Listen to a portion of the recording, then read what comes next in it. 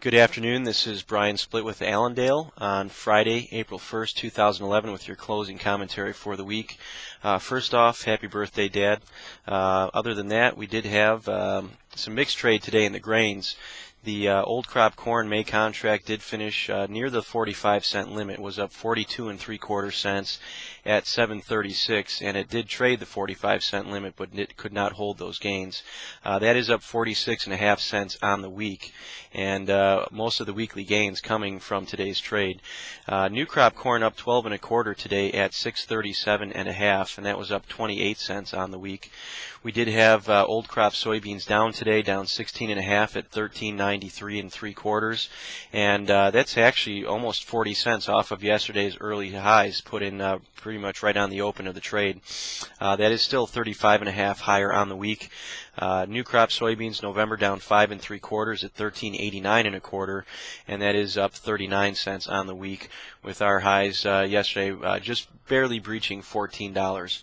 On the wheat market, the old crop Chicago contract down 3 3/4 today at 759.5. That is up 26 1/4 on the week. Also, the new crop July down 3 1/4 at 796. That is up 27 1/4 on the week. A couple things here notable in the corn market. The funds did buy corn yesterday to the tune of 30,000 contracts. They also bought 40,000 contracts today, so that's 70,000 contracts in 2 sessions. We've got obviously bullish quarterly stock numbers coming in yesterday, and just doing the math on where the USDA got some of these acres as far as this 92.2, looking for an increase in the acreage in the Dakotas, which based on the conditions right now might be tough to achieve that. So this could be the biggest acreage number that we see for the season.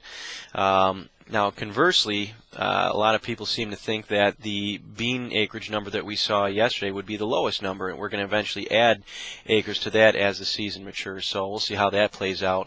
There were some rumors today that China was either canceling old crop sales, moving old crop sales to new crop, or moving purchases from the U.S. to South America. So a couple different rumors around the floor today. Nothing was confirmed, but these rumors may be attributing to some of the weakness that we had, and also still noting that we did have buying of soybeans and selling of corn going into the report, and unwinding of those spreads is now being featured. That is also pressuring soybeans.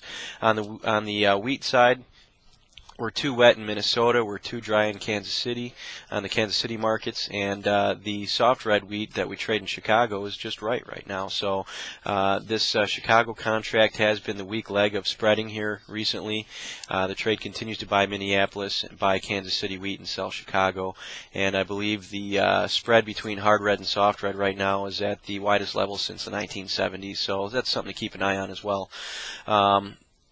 After running some of the new supply-demand numbers, Allendale's got a price forecast of $7.95 for old crop corn, and Goldman Sachs, just to put that out there, they put a 3-month forecast for old crop corn at $8.60. So looking for this market to gain about another $1.20 on this July contract before that goes off the board.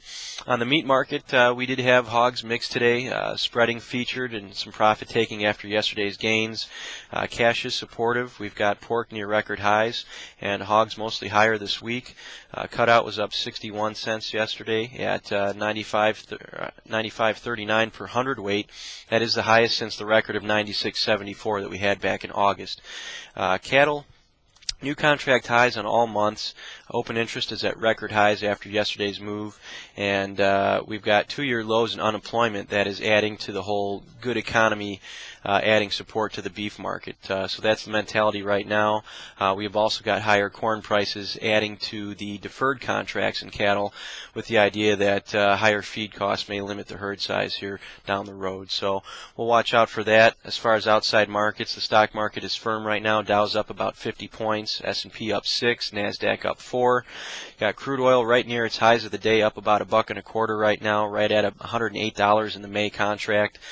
Gold and silver, we're down today, down about $10 in silver, $10 in gold, 10 cents in silver. And interestingly, the dollar is unchanged right now after trading sharply higher this morning. The dollar did make new highs for the week early in trade and is now about 80 points off of that high. So that does not bode well on the chart, and if we see some further weakness and violate the, I believe it's the 76.50 area in this June contract, those would be new contract lows, so we'll watch out for that. But again, if you need to talk to one of our representatives, please call the office at 1-800-2-MARKET. That's 1-800-262-7538.